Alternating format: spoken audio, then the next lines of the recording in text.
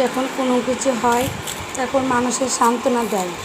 আরে ভয় কিসের, আমি তো আছি আর আমরাও আছি তোদের পাশে, কোনো ব্যাপার না, কোনো ভয়ও নাই।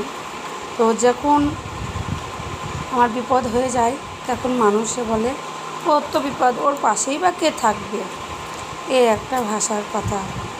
তো মানুষ নিজের স্বার্থ নাহলে কোনো দিন কেউ চলে না, আর যে বিনা স্বার্থে চলে সে সঠিক মানুষ বা সে সঠিক ভালোবাসে বলি তাকে চলে। যত কষ্ট হোক না কেন তার আপদ বিপদে সব কিছুতে ছুটে যাবে, পাশে যেয়ে দাঁড়াবে। আর যে স্বার্থবাজ কাজের সময় ডাকবে আর কাজ ফুরিয়ে গেলে তার কোনো প্রয়োজনই হবে না, সে হচ্ছে স্বার্থবাজ।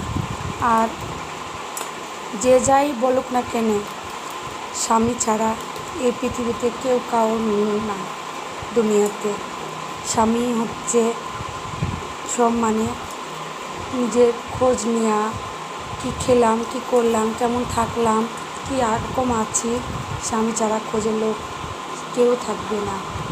তো যে দাঁত থাকতে দাঁতের মর্ম বোঝে না তাদেরকেই বলি, বোন এখনও ভালো যেতে হও, স্বামীকে অবহেলা কেউ করো না, স্বামীগুলি গুরুত্ব দাও।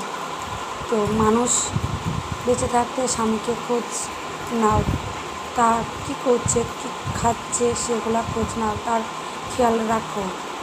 কিন্তু স্বামী ছাড়া এ দুনিয়াতে কেউ না। তোমাকে ব্যবহার করবে সকলেই, কিন্তু তোমাকে ভালোবাসবে না কেউ। যে বাসি ভাত বলে না, বাসি ভাত কাঁচা লঙ্কা পেঁয়াজ দিয়ে খেলেও শান্তি, বিরিয়ানি খেলে শান্তি না।